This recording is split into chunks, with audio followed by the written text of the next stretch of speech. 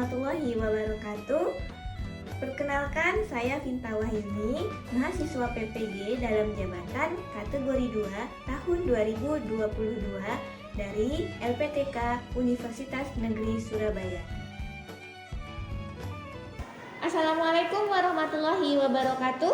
Waalaikumsalam warahmatullahi wabarakatuh. Apa kabar semuanya? Baik, Bu. Siap untuk belajar? Siap. Oke, alhamdulillah. Oke, silahkan Randy siapkan terlebih dahulu. Siap, gerak. Berdoa, mulai.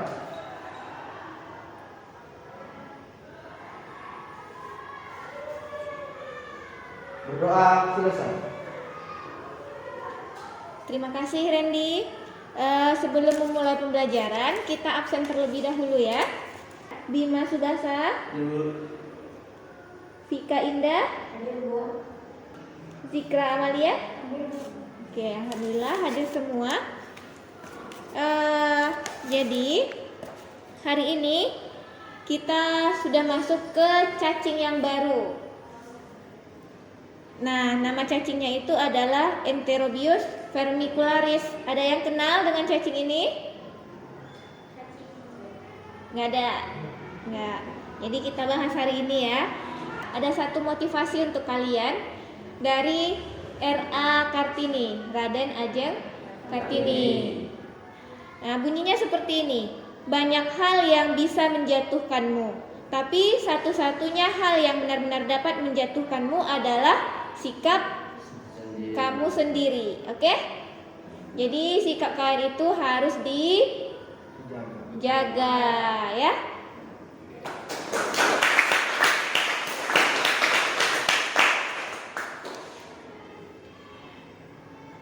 Nah, ini terkait materi sebelumnya. Minggu lalu kita sudah belajar tentang cacing tambang. Ada yang ingat cacing tambang itu apa? Ya, Nuha? Cacing tambang itu adalah cacing yang banyak terdapat di daerah pertambangan. Habis itu spesiesnya ada dua, Ancylostoma duodenale sama Necator americanus. Oke, jadi cacing tambang ini adalah cacing yang terdapat di daerah pertambangan awal mula ditemukannya ya. Lalu ada dua spesies yang menginfeksi manusia. Nah, cacing tambang ini juga dapat menyebabkan anemia karena cacing tambang ini menghisap darah si hospes. Lalu apa kaitannya dengan materi kita hari ini, yaitu tentang cacing Enterobius tadi. Nah, antara cacing tambang dan cacing Enterobius itu masih satu apa?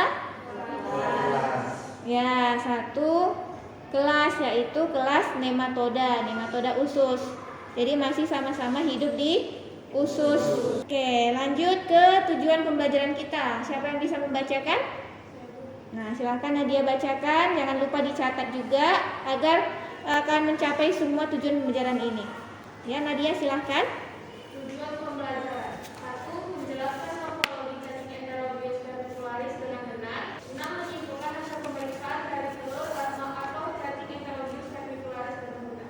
Oke, jadi Ibu harapkan semua tujuan pembelajaran ini dapat kalian capai dengan baik ya. Nah, untuk selanjutnya itu ada satu kasus. Nanti kasus ini kalian selesaikan bersama teman satu kelompok kalian. Oke? Gejala yang paling umum terjadi pada penderita penyakit enterobiasis adalah sensasi gatal pada daerah perianal, terutama pada malam hari. Hal ini disebabkan oleh pergerakan cacing pada area anus. Pada wanita, sensasi gatal juga dapat terjadi pada daerah vulva dan dapat menyebabkan iritasi ringan. Sensasi ini memberikan rasa tidak nyaman dan keinginan untuk menggaruk yang besar pada pasien dan dapat menyebabkan insomnia dan kurang konsentrasi. Jika pasien menggaruk daerah anus terlalu kencang, permukaan kulit anus dapat terluka sehingga dapat menyebabkan iritasi, pendarahan, dan eksim. Oke. Nah, jadi kira-kira dari kasus tadi ada seorang anak yang pergi berobat ke suatu klinik.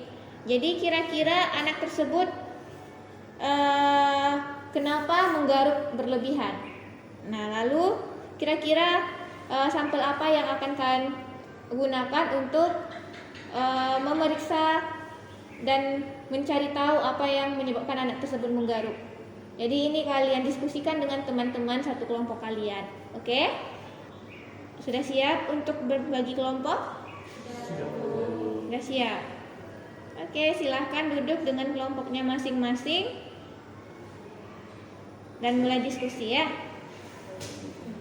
Nah, sudah duduk berdasarkan kelompok masing-masing. Jadi di sini Ibu akan membagi LKPD. Silahkan didiskusikan dengan kelompok masing-masing LKPD-nya lalu diisi ya. Oke.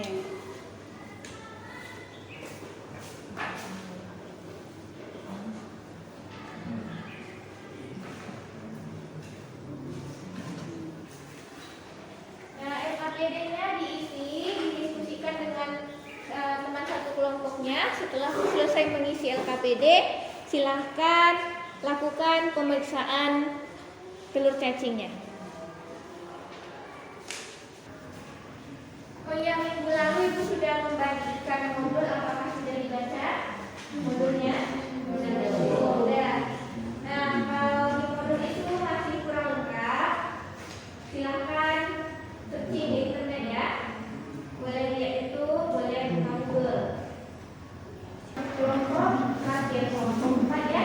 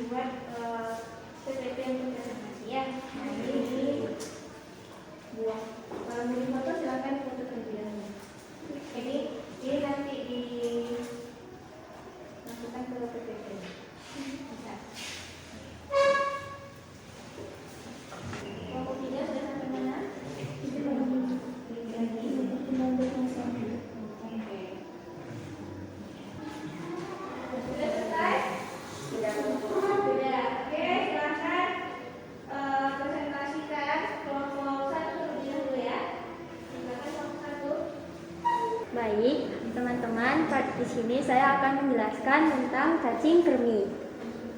Cacing kremi atau nama spesiesnya adalah Enterobius vermicularis atau juga disebut Oxurus vermicularis atau yang lebih dikenal oleh masyarakat adalah cacing kremi. Baiklah, saya akan menjelaskan tentang morfologi telur cacing Enterobius vermicularis. Yang pertama, itu bentuknya adalah oval. Yang kedua, memiliki sisi asimetris, yaitu membulat pada satu sisi dan mendatar pada satu sisi. Kemudian, dinding telurnya terdiri atas hialin. Habis itu dia tidak memiliki warna dan transparan. Biasanya telur cacing ini berisi larva infektif. Kemudian, morfologi cacing dewasanya. Biasanya cacing betinanya itu berukuran 8-13 mm. Dia mempunyai ekor yang runcing seperti jarum, seperti yang dilihat pada gambar ini. Ekornya seperti jarum. Kemudian kalau cacing jantannya biasanya berukuran 2-5 mm. Habis itu mempunyai ekor yang melengkung sehingga membentuk seperti tanda tanya, seperti gambar di sini. Dan cacing jantan biasanya akan mati jika setelah melakukan kopulasi atau perkawinan. Pencegahannya itu yang pertama, mencuci tangan setelah buang air besar dan sebelum menyiapkan makanan. Yang kedua, pakaian dalam atau spray penderita sebaiknya dicuci sesering mungkin dan dijemur di bawah sinar matahari. Sekian materi yang dapat saya sampaikan, saya kembalikan ke moderator. Untuk teman-teman semua, apakah ada yang ingin ditanyakan? Silakan kepada Tika. Jadi penyebaran cacing Enterobius vermicularis ini penyebaran itu bisa melalui tanah nggak sih? Oke, terima kasih kepada Tika. Selanjutnya pertanyaan Tika akan dijawab oleh Rizky. Kepada Rizky kami persilahkan. Baiklah, saya akan menjawab pertanyaan dari Vika. Apakah penyebaran cacing Enterobius vermicularis bisa melalui tanah? Jawabannya tidak, karena cacing Enterobius tidak termasuk cacing non-soil transmit helminth.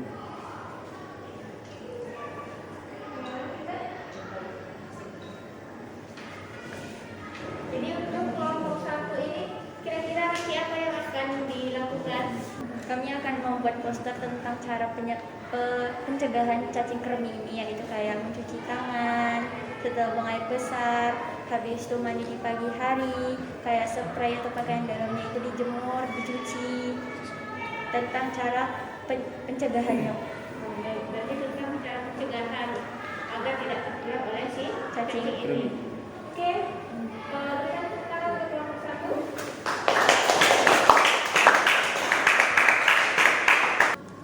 Tadi di beberapa kelompok ada terdapat penulisan Latin atau penulisan nama ilmiah cacing itu kan kita sudah pernah belajar cara penulisannya, ya. Cara penulisannya itu bagaimana? Ya, silakan Randy, bagaimana cara penulisan nama Latin yang baik dan benar? Penulisannya itu diawali dengan huruf besar, selanjutnya huruf kecil, dan di tulisan itu dimiringkan. Ya, jadi dimiringkan. Nah, tadi itu rata-rata tidak dimiringkan tulisannya. Lalu di huruf awal itu tidak kapital, tidak huruf besar, ya. Lalu siapa yang dapat menyimpulkan pembelajaran kita hari ini? Oke, silahkan Zikra. Morfologi telur cacing sama cacing dewasa itu. Yang pertama itu telur cacingnya itu berbentuk oval asimetris, panjangnya itu 40-60 mikron, terus lebarnya 20-30 mikron. Oke, nah jadi untuk ciri-ciri telurnya itu oval dan asimetris. Nah, untuk cacing jantan Enterobius vermicularis ini, ketika dia sudah melakukan kopulasi atau perkawinan, dia akan mati. Oke? Nah, untuk pada pertemuan berikutnya, itu kita akan melakukan asesmen atau penilaian. Jadi di minggu depan itu akan ada 5 soal isian singkat. Nah, jadi silakan belajar tentang materi kita hari ini. Nah, karena hanya 5 soal, setelah melakukan asesmen atau penilaian, kita akan melanjutkan materi berikutnya, yaitu tentang Wuchereria bancrofti. Nah, Wuchereria bancrofti ini adalah cacing penyebab kaki gajah, ya.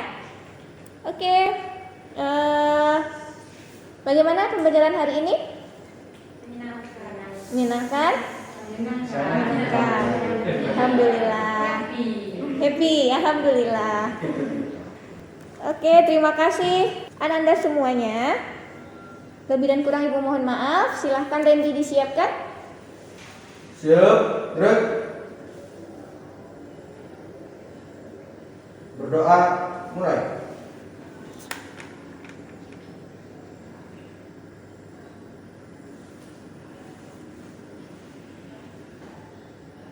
Selesai. Oke, assalamualaikum warahmatullahi wabarakatuh. Waalaikumsalam.